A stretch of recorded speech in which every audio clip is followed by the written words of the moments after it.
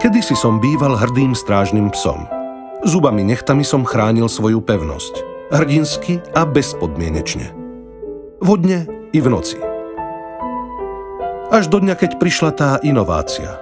Ochrana domu sa stala plne automatizovaná a moje stráženie už nebolo potrebné. Prišlo to z ničoho nič. Bez varovania.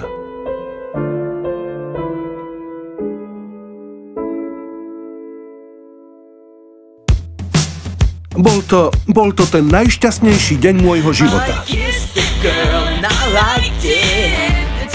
Aha, to je Dan. Môj pán. Všetko to bola jeho práca.